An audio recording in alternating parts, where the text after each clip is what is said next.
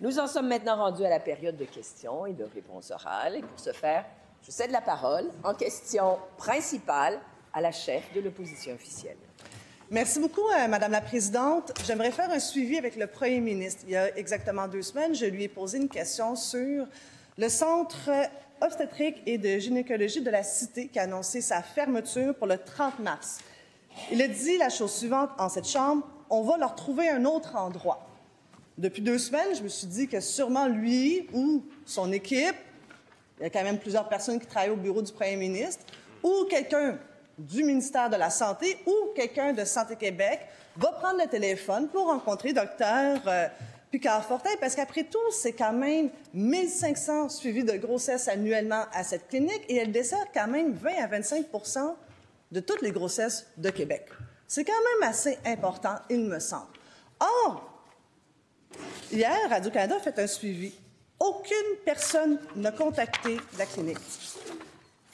Les canaux de communication sont ouverts, mais il n'y a personne qui les utilise. Je commence à être confrontée avec la réalité que c'est une fermeture inévitable, que la santé des femmes, de la population qu'on dessert pour le CHU de Québec, ce n'est pas une priorité, ni pour Santé Québec ou le gouvernement. Fin de citation de Dr Vanessa Picard-Fortin. Moi, j'aimerais vraiment savoir, si la santé des femmes, ce n'est pas une priorité pour le gouvernement, qu'est-ce qui va devenir une priorité? Parce qu'il me semble qu'en 2 semaines, quelqu'un, quelque part, aurait dû téléphoner pour s'assurer que cette clinique ne fermera pas. Pardon. Oui. La réponse du premier ministre. Ben oui, Madame la Présidente, la chef de l'opposition officielle nous demande sans rire si la santé des femmes, c'est une priorité ou non pour notre gouvernement.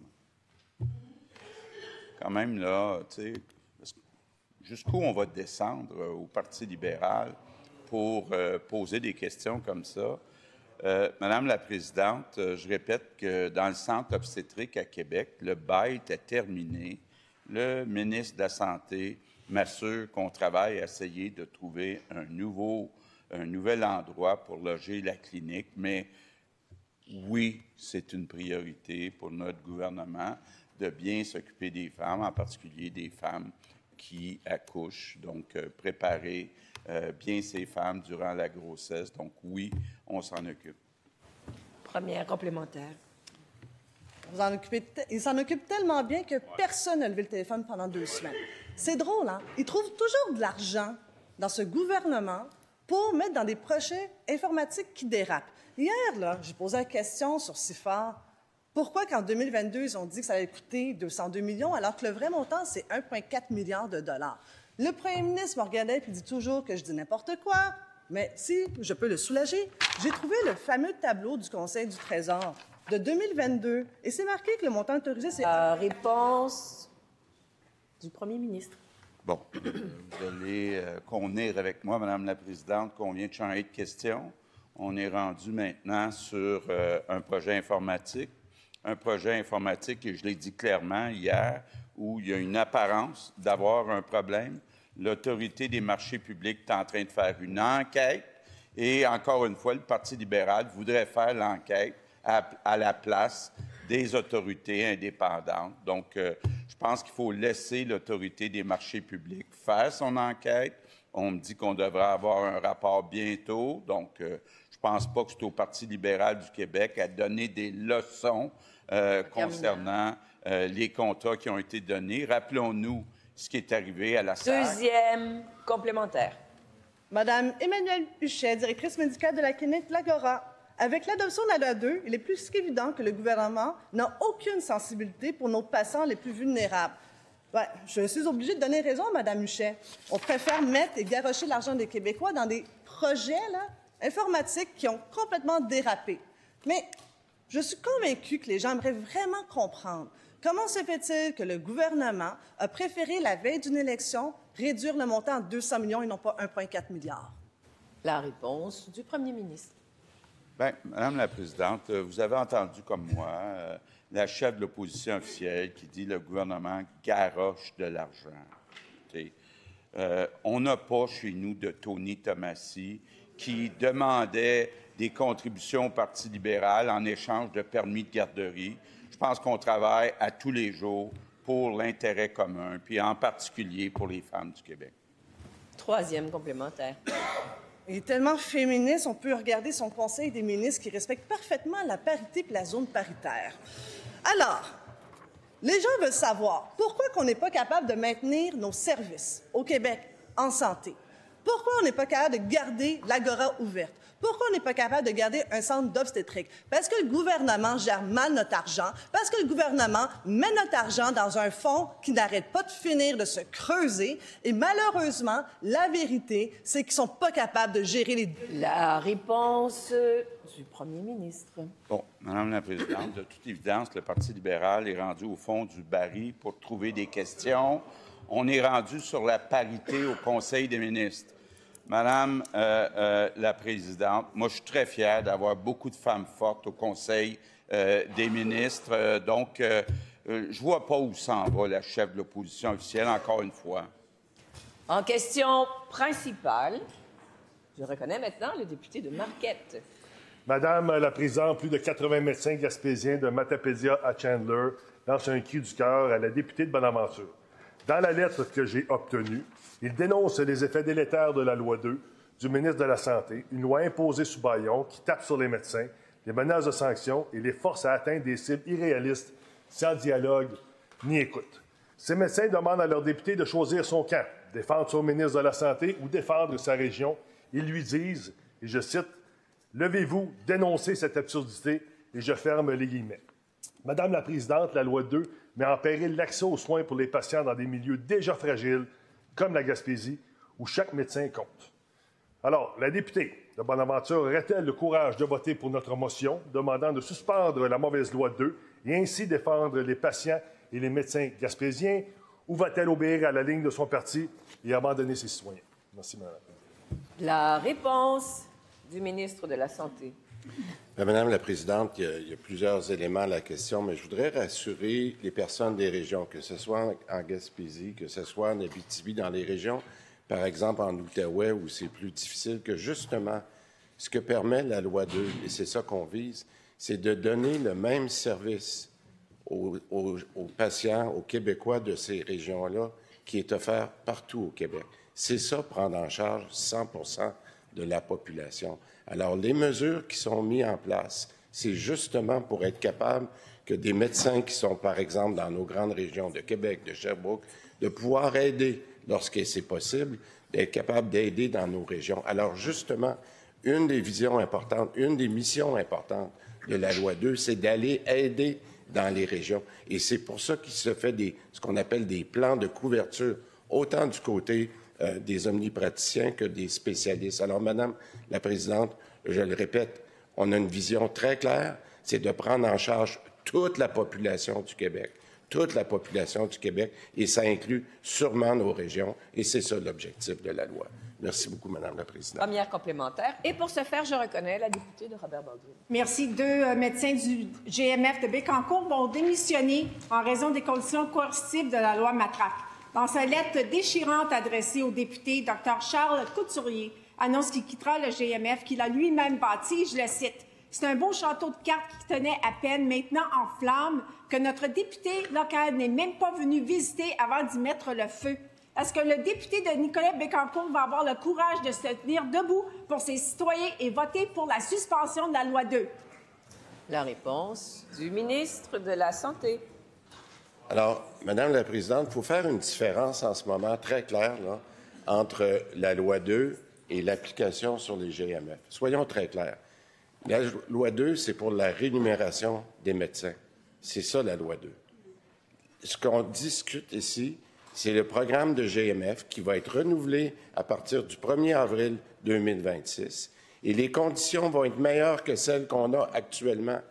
On n'a pas été capable d'expliquer les conditions qui vont être en place parce qu'on est dans la négociation et la Fédération des médecins ne participe pas à ces négociations-là. Soyons très clairs. Et c'est pour ça que ma collègue, ce matin, invite les deux fédérations à venir aux tables pour qu'on puisse... Deuxième complémentaire. Et pour ce faire, je reconnais la députée de Notre-Dame-de-Grâce. Madame la Présidente, les GMF à Bromont, Cowansville et Sutton sont sur le point de fermer. Je cite Dr Judith Gagné, co-chef du GMF à Bromont. On est très inquiets pour notre avenir, mais surtout pour la qualité et la continuité des soins à nos patients. Les médecins interpellent la députée et la ministre responsable de l'Estrie.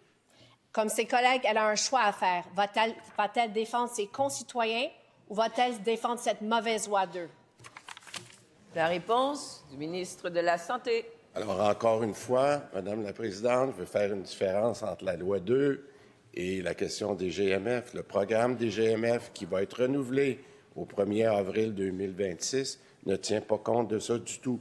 Moi, ce que j'invite, je l'ai dit à tout le monde, et on va le redire, venez aux tables pour avoir au moins la responsabilité d'expliquer correctement ce que la loi 2 fait et venez aux tables aussi pour qu'on puisse finaliser le programme des GMF qui va entrer en fonction le 1er avril 2026. Madame la Présidente, j'aimerais bien que les propriétaires de GMF prennent l'information avant de prendre ce genre de décision-là. L'information n'a pas été véhiculée par les fédérations. On va le faire. En question principale, je reconnais maintenant le député de La Fontaine. Ben oui. Il aurait pu prendre l'information dans la nuit du 24 au 25 octobre, durant le 5 heures d'article par article. Le ministre, lui, il ne va pas au webinaire. Il connaît sa loi. La discussion qu'on va avoir aura été de la nature d'un article par article. J'ai hâte de voir s'il va pouvoir répondre à ma question parce qu'il ne va pas au webinaire. Il connaît sa loi, lui. Il n'y a pas une seule journée où on ne voit pas la pagaille qui a été créée. Ça fait maintenant 3 semaines, Madame la Présidente, bientôt 3 semaines, qu'il a créé la pagaille, qui a enfoncé 214 articles dans la gorge de tout le monde. Ce matin, dans un autre geste désespéré, il a dit suspendre les mesures d'assiduité. Selon notre analyse, ce sont les articles 141 à 163, à savoir les surveillants. Pourquoi n'a-t-il pas fait le débat avant d'adopter ces articles? Maintenant, j'ai une question pour lui. Est-il vrai de croire que les articles 169 à 204 sur les inspections et les enquêteurs, eux, ne sont pas suspendus? Oui ou non? La réponse du ministre de la Santé. Madame la Présidente,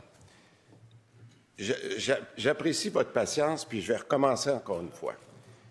Durant l'été, depuis le dépôt du projet de loi 106, qui avait comme objectif de faire de la prise en charge de 100 % des Québécois, ce projet de loi-là a été mis de côté pour permettre la discussion avec les 2 fédérations, particulièrement avec la FMOQ, qui n'a pas voulu discuter aucunement du projet de loi 106 durant tout l'été. On voulait plusieurs fois, 2 fois entre autres, où nos négociateurs sont venus aux tables, présenter à la Fédération des médecins et dire « Voici, ça serait quoi la nouvelle rémunération? Voulez-vous commenter? » Savez-vous ce qu'ont fait les négociateurs? Ils se sont levés puis ont dit « On ne veut pas parler de ça. » Alors, nous faire reprocher aujourd'hui qu'on a été obligé de déposer un projet de loi après plus de 2 ans d'attente du renouvellement des conditions, bien, je m'excuse, ce n'est pas notre façon de faire. Nous, on a offert aux fédérations de leur expliquer la loi. Ils n'ont pas voulu le faire, mais ils en payent les conséquences aujourd'hui. Première complémentaire. Peut-il donc faire œuvre pédagogique? Ma question, elle est claire. Il n'y a pas de faux fuyant, là. Elle est toute simple. Les articles de répression, c'était les articles 131 à 204. Il a, selon notre analyse, dit qu'il n'allait pas adopter le décret. Que vaut sa parole? Ça, c'est une autre question. Touchant les articles 141 à 163. Oui, Monsieur le leader du gouvernement, quel est votre appel au règlement? Parole d'un député. S'il remet en cause la parole du ministre, Madame la Présidente, il doit... Merci beaucoup, Monsieur le leader. Ici, le député posait une question et j'aimerais qu'il poursuive sa question. Il reste 8 secondes et on demeure respectueux. On demeure respectueux. 8 secondes, allez-y. Je m'excuse. J'ai aucun motif de remettre sa parole en doute, Madame la Présidente. Les articles 169 à 204 sont-ils suspendus? La réponse du ministre. Madame la Présidente, sur ce ton très positif, je vais continuer, Madame la Présidente. C'est très clair, l'engagement qu'on a pris ce matin. Ce qui dérangeait le plus les médecins, c'était la mention, ce qu'on appelle du suivi sur l'assiduité. Et on a écouté les médecins au cours des dernières semaines. On en a rencontré sur une base individuelle parce qu'encore une fois, la Fédération n'est pas aux tables. Alors, nous, on a écouté et ces gens-là nous ont dit, ce qui nous agace, c'est le suivi. Alors, on s'est dit, bien, parfait. Il n'était même pas en application dans la loi. Alors, on est allé plus loin ce matin. On a dit on s'engage à ne pas faire ces mesures-là parce qu'on veut que vous reveniez à table pour pouvoir discuter. Deuxième complémentaire. Je ne peux que conclure que le ministre ne connaît pas sa loi. J'essaie d'avoir un dialogue, là, puis il dit ça prend des webinaires pour l'expliquer. Je donne l'occasion, là, prime time, de l'expliquer, sa loi. Enquêteur, inspecteur, pénalité, poursuite. Les articles 169 à 204 sont toujours en vigueur. Il est incapable, Madame la Présidente, de me dire si son annonce ce matin touchait ces articles-là. Il y a une seule chose à faire, suspendre sa loi plutôt que d'essayer de sauver sa face. La réponse du ministre. Ah, OK. Alors, écoutez, Madame la Présidente, j'ai expliqué plusieurs fois au cours des dernières semaines, puis je m'excuse d'avoir à répéter toujours la même chose. Notre projet de loi fait en sorte qu'on veut changer la rémunération des médecins. Pourquoi? C'est quoi l'objectif? C'est d'être capable de prendre 100 de la population en charge. Les Québécois comprennent très bien qu'on ne pouvait plus attendre. On ne pouvait plus attendre pour être capable de prendre 100 de la population en charge, Madame la Présidente.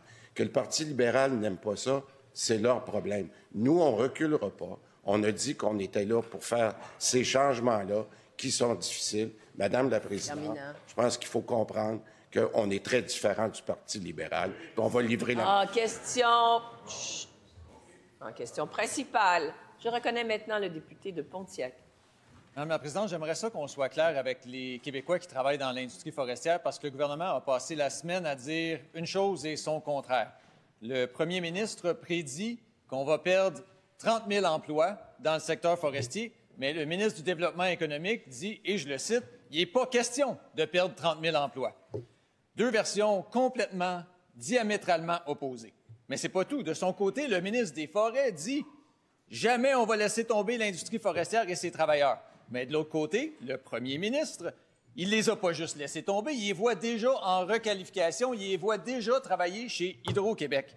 Madame la Présidente, est-ce qu'au gouvernement, est-ce qu'ils comprennent que les travailleurs de la forêt, ce n'est pas des pions qu'on peut déplacer comme sur un jeu d'échecs, puis que l'industrie, elle a besoin d'une vision claire de la part d'un gouvernement qui ne les sacrifiera pas à la première occasion? La réponse du ministre des Ressources naturelles et des Forêts. Alors, Madame la Présidente, à nouveau, merci pour la question de mon collègue. Nous avons eu la chance ensemble, en débat de fin de séance avant hier soir, d'échanger sur l'importante crise qui sévit actuellement dans l'industrie forestière. Et c'est l'occasion pour moi de rappeler en cette Chambre et à toute la population qui nous écoute que le gouvernement du Québec n'abandonnera pas l'industrie forestière, que nous serons à ses côtés, quelles que soient les difficultés qu'elle rencontre. J'ai eu l'occasion, au cours des derniers jours, de m'adresser avec le président du Conseil de l'industrie forestière, M. Jean-François Champoux. J'ai eu la chance de parler avec le président de la Fédération québécoise des municipalités du Québec, M. Jacques Demers. Et j'ai pu également échanger avec un grand nombre d'entrepreneurs, d'employés du secteur industriel. Et nous sommes déjà à l'œuvre, 1,5 milliard de dollars d'investis dans cette industrie depuis l'été 2023. 70 millions de rabais consentis sur l'achat de la fibre qui donne de la flexibilité financière à nos entreprises. Nous avons fait beaucoup et nous ferons encore beaucoup à l'avenir. Première complémentaire. Le ministre des Forêts peut bien essayer de remettre la pâte à dents dans le tube, mais le premier ministre a déjà étalé la vision de son gouvernement. Puis c'est pas juste lui. La ministre de l'Économie a fait la même chose. Au 98.5, elle a dit « Si on regarde le secteur forestier, c'est pas possible pour des entreprises de perdurer dans un contexte pareil. Pas possible! » Elle a pris ça où? Parce que Boissaco, un matin, là, il dit « Nous, on n'est pas dans une perspective de vouloir mettre les gens à pied. On est dans l'optique d'essayer de tirer notre épingle du jeu. » L'industrie, elle veut se battre. Pourquoi le gouvernement, lui, abandonne? La réponse du ministre. Bien, Madame la Présidente, je comprends le rôle parfois ingrat d'une opposition qui est de critiquer et de réclamer plus. Mais cela aussi prend une contrepartie, celle des propositions, celle des alternatives, celle d'être constructif dans la proposition. Et qu'est-ce qu'on entend du côté du Parti libéral, à part un long silence, à part l'abandon de son propre chef par rapport à l'industrie forestière? Pas grand-chose. Moi, ce que je vous dis, c'est que nous sommes en relation étroite avec l'industrie forestière, qui a le goût de se battre, qui ne veut pas lancer la serviette. On sera avec elle. Oui, les moments sont difficiles, mais c'est justement là où on reconnaît les gens qui ont le goût de se battre. On est avec l'industrie. On a déjà un fonds de 100 000... Deuxième complémentaire. Et ça va faire les paroles vides. Là. Honnêtement, là, qu'est-ce qu'il a, lui, à proposer? Parce que le premier ministre lui a dit « Ah, ben le régime forestier, ça va rien sauver. » Puis sa ministre de l'Économie a dit « Ben ça peut pas, c'est pas possible de perdurer en entreprise dans le contexte. » Alors lui, là, aujourd'hui, qu'est-ce qu'il a à proposer? Qu'est-ce qui lui reste? Parce qu'à date, tout ce qu'ils ont réussi à faire cette semaine, c'est créer de l'incertitude, créer de la colère, puis de l'inquiétude. Quand les nouveaux préfets sont rendus à dire que c'est une claque en pleine face, peut-être qu'ils devraient penser à ce qu'ils disent. La réponse du ministre. Alors, Madame la Présidente, il y a des moments dans l'histoire d'une nation où nous devons être solidaires. Et actuellement, notre nation, elle fait face à la pire attaque commerciale qu'elle n'a jamais subie, probablement, de l'administration Trump. Nous avons 45 de tarifs douaniers sur le bois d'œuvre. Et nous sommes en relation étroite avec l'entreprise pour les soutenir financièrement au niveau de la liquidité. Ils ont besoin de liquidité. Nous avons d'ailleurs mis en place un fonds, le fonds Parezo, un fonds de 100 millions de dollars, qui du reste n'est pas encore épuisé, qui est à la disponibilité de nos entrepreneurs, ainsi que le fonds Frontières, qui sert à la diversification de nos produits. Question principale. Je reconnais maintenant la chef du deuxième groupe d'opposition. Merci, Madame la Présidente. Vous l'avez vu, l'hiver est arrivé plus tôt cette année. Et comme à chaque début d'hiver, je suis extrêmement inquiète pour les êtres humains qui vivent et dorment dans la rue. Après les élections municipales, j'ai interpellé le premier ministre sur l'itinérance, puis il m'avait répondu qu'il fait des miracles.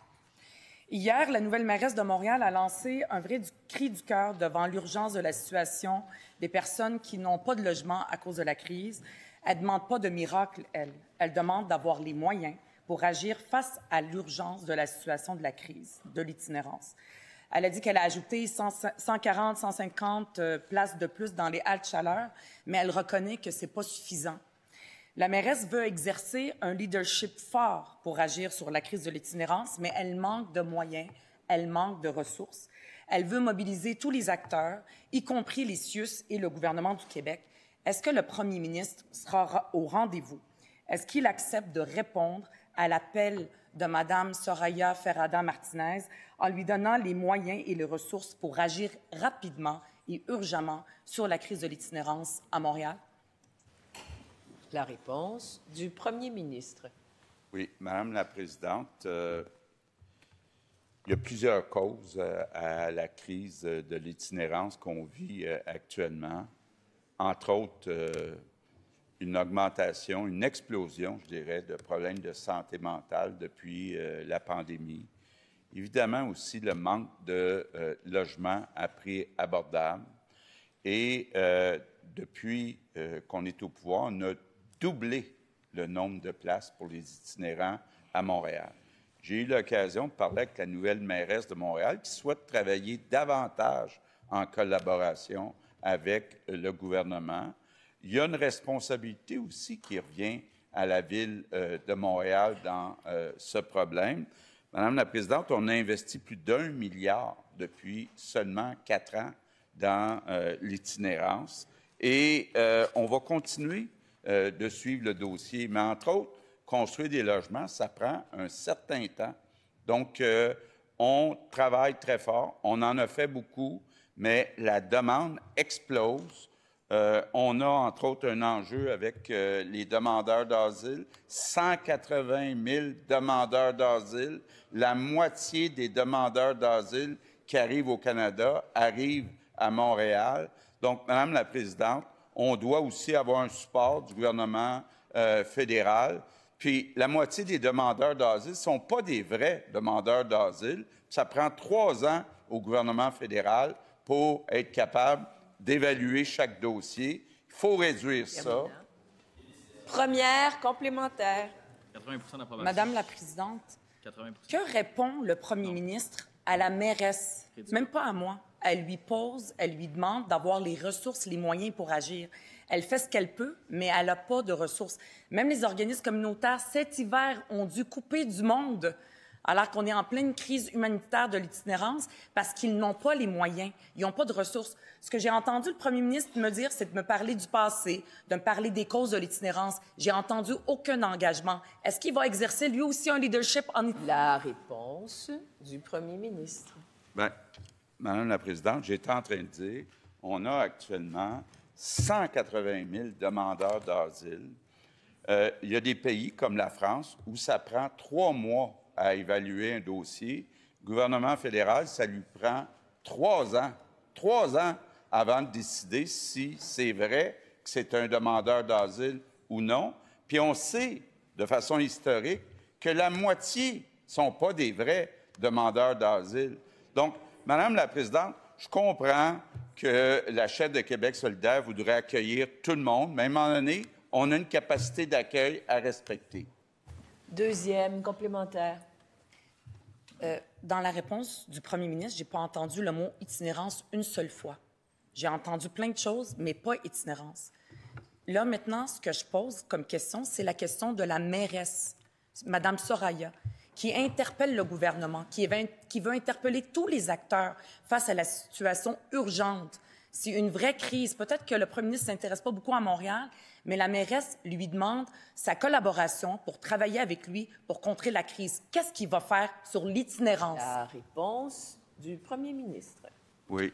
Bien, Madame la Présidente, je l'ai dit, là, je vais le répéter. Peut-être que la chef du deuxième groupe d'opposition n'écoutait pas. On a doublé le nombre de places d'hébergement pour l'itinérance, 1 milliard.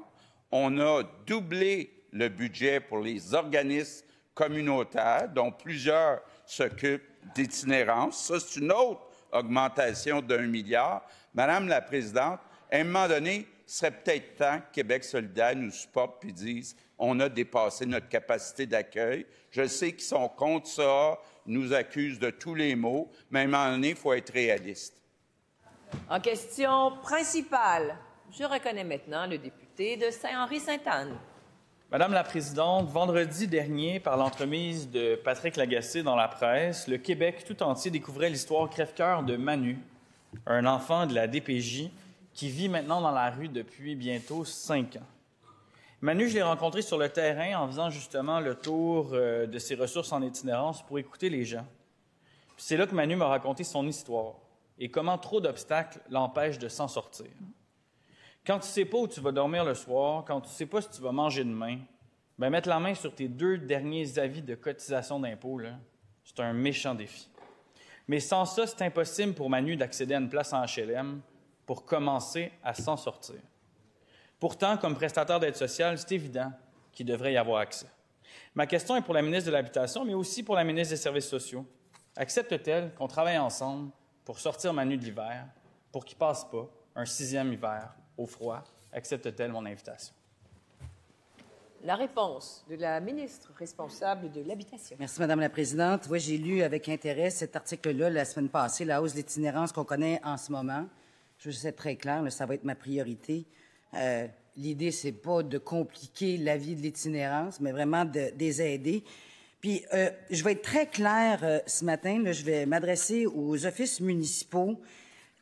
L'idée de fournir une preuve de revenu, là, une fois que la personne aura trouvé sa stabilité. Comme dirait ma mère, utiliser le GBS, le gros bon sens, c'est ce que je vais dire aux offices d'habitation municipaux aujourd'hui, de faire preuve de souplesse, de compréhension et d'accompagnement si, au jour 1, ils ne sont pas en mesure, Madame la Présidente, de déposer leur T4 ou des documents qui sont demandés par les offices municipaux. Je demande ici un peu de compréhension, un peu d'humanisme. D'ailleurs, la Société d'habitation du Québec, là, je vais rassurer tout le monde, a envoyé un message très clair à tous les OMH que s'il y a des gens qui se présentent là et qui n'ont pas leur T4, moi-même, Madame la Présidente, j'ai de la misère à les trouver année après année.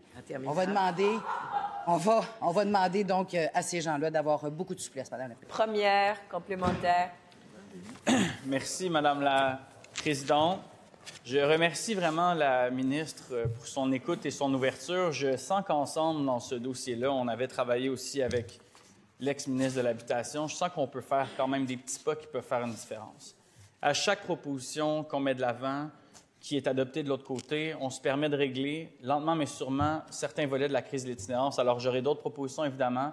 Je veux simplement m'assurer que s'il y a une modification réglementaire à faire, vous allez la faire, Madame la ministre, parce que c'est ce qu'on me dit. La réponse de la ministre. Bien, en fait, Madame la présidente, c'est pas de réorganiser les règlements, c'est d'être très clair au niveau des offices municipaux, d'être tolérant.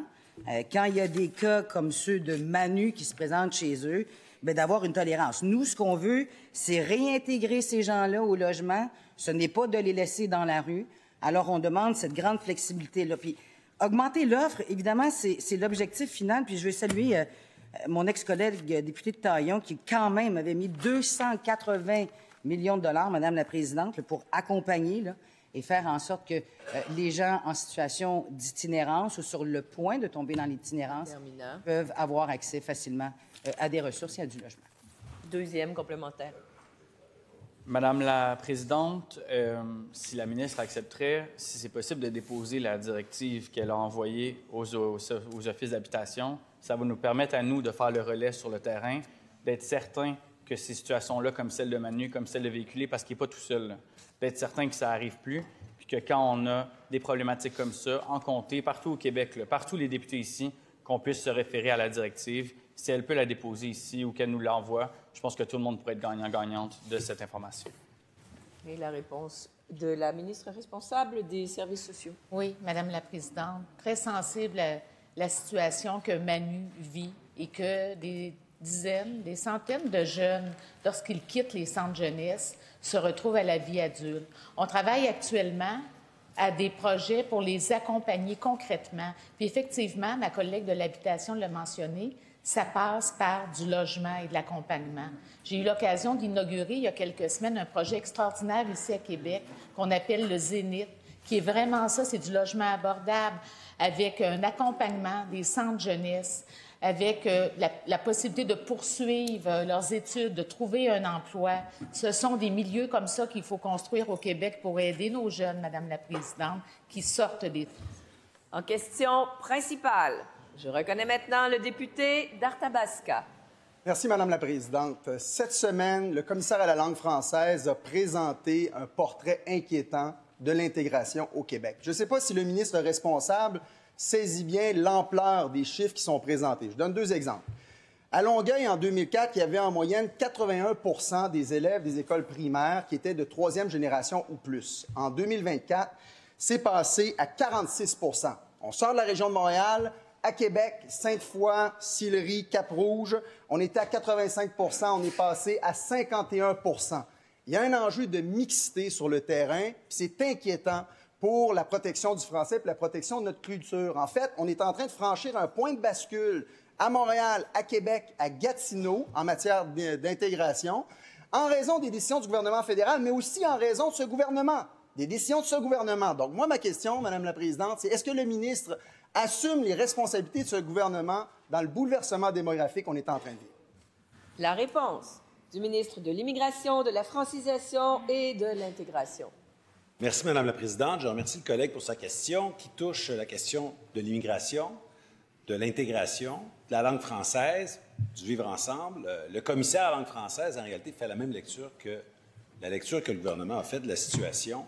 Je vous dirais, depuis déjà au moins 2 ans, lorsqu'on réfléchissait à la nécessité de se doter d'un modèle d'intégration qui nous est propre. C'est pour ça qu'au printemps dernier, on a déposé, discuté, adopté notre modèle d'intégration, l'intégration nationale, dans notre loi sur l'intégration à la nation québécoise. Et en ce moment, on est en train de travailler sur une politique qui va permettre d'incarner ces nouveaux principes-là avec l'ensemble des ministères, des organismes qu'on a sur le territoire, nos partenaires aussi, des organismes sans but lucratif.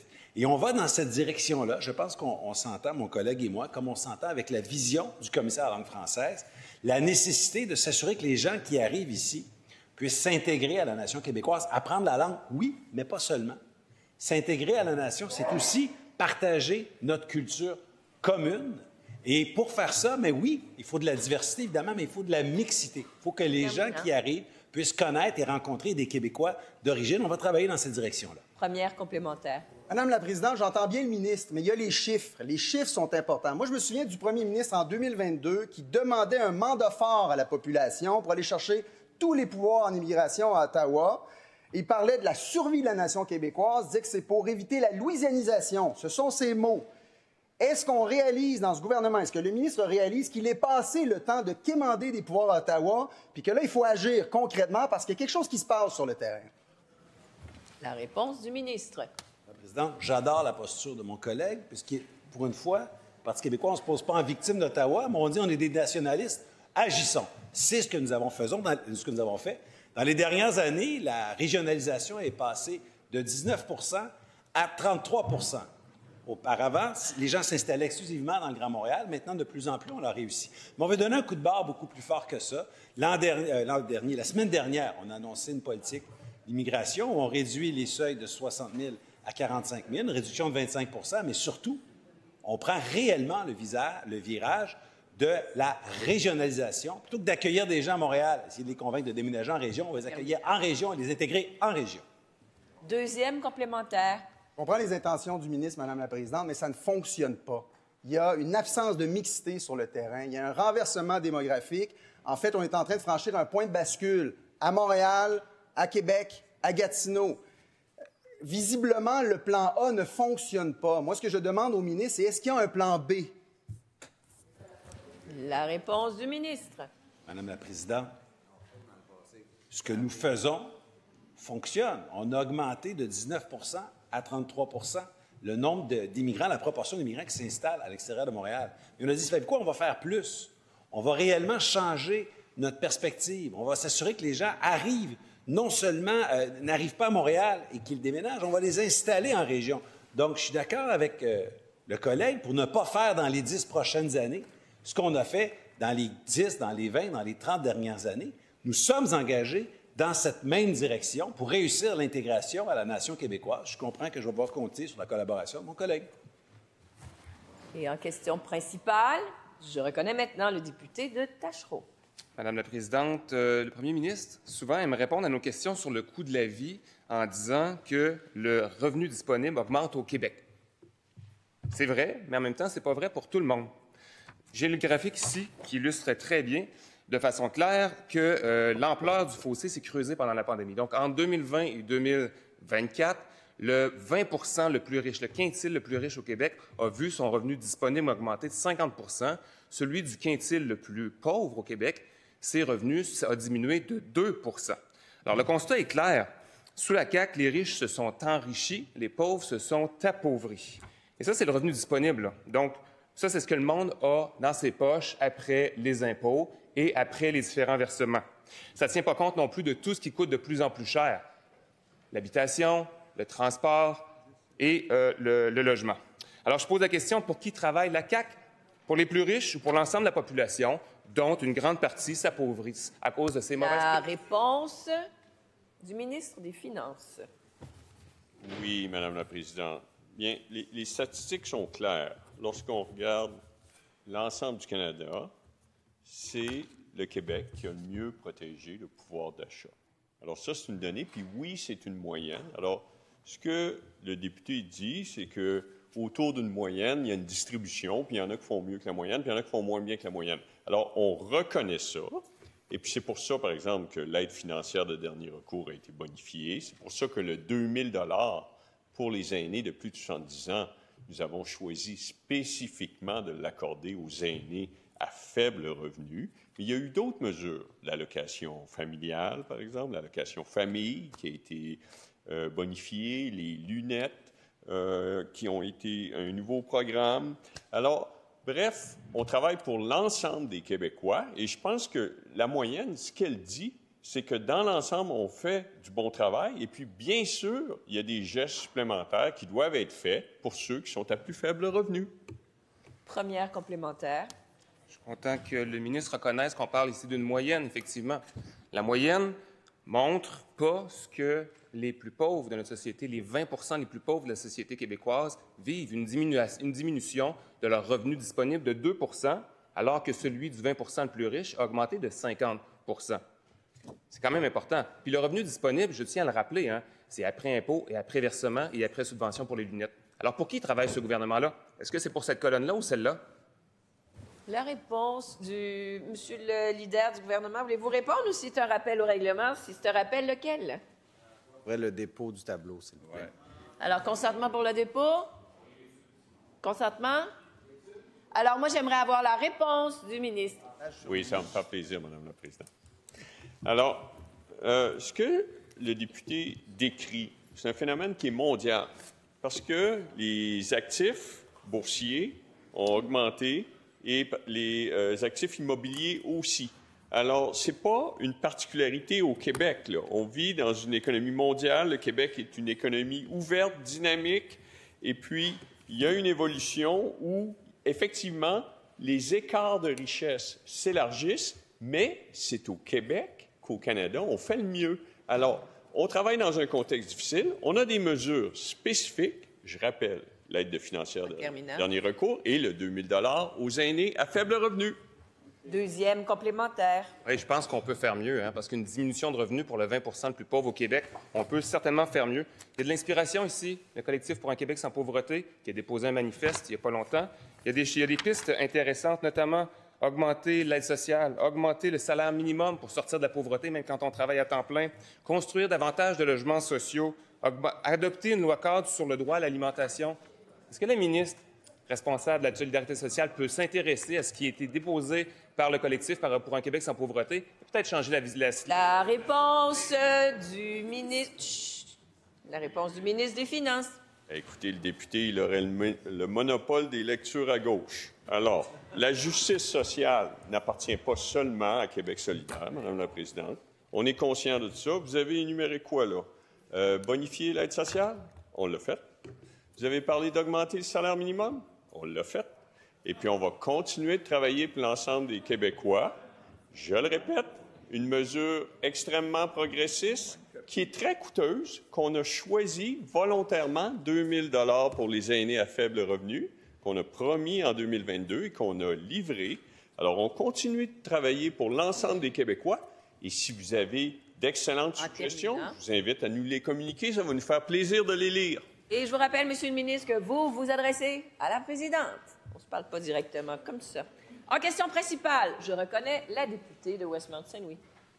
Madame la Présidente, au cours des dernières semaines, j'ai rencontré des organismes communautaires familles, des OCF, partout au Québec. Et partout, c'est le même message. On ne peut plus entretenir nos locaux.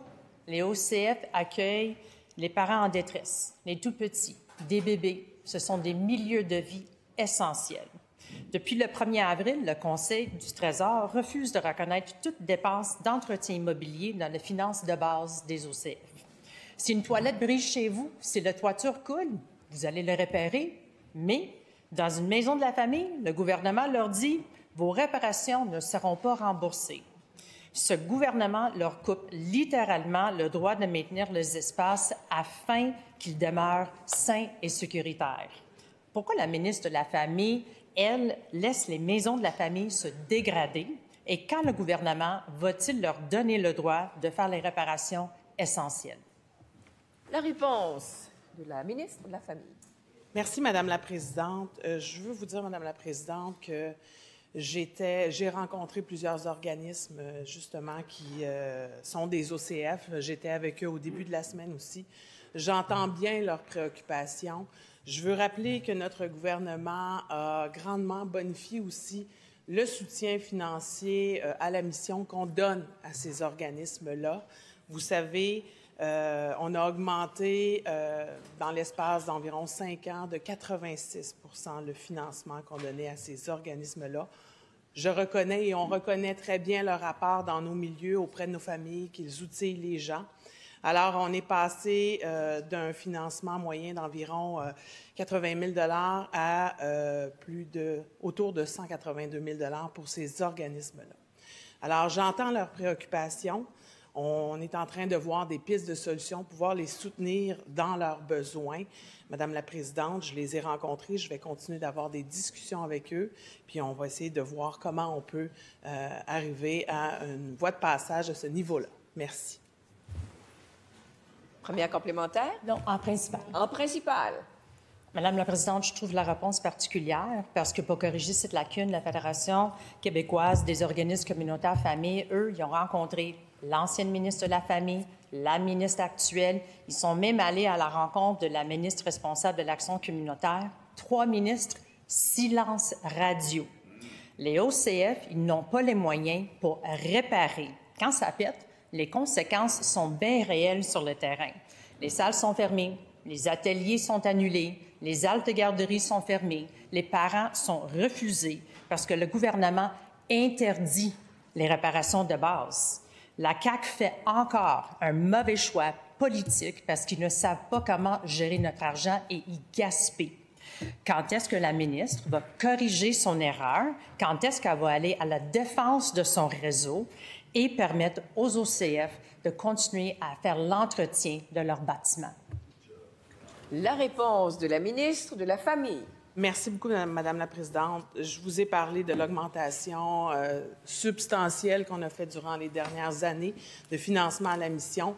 On comprend leur rapport. Je l'ai expliqué tout à l'heure. Je suis en discussion avec eux.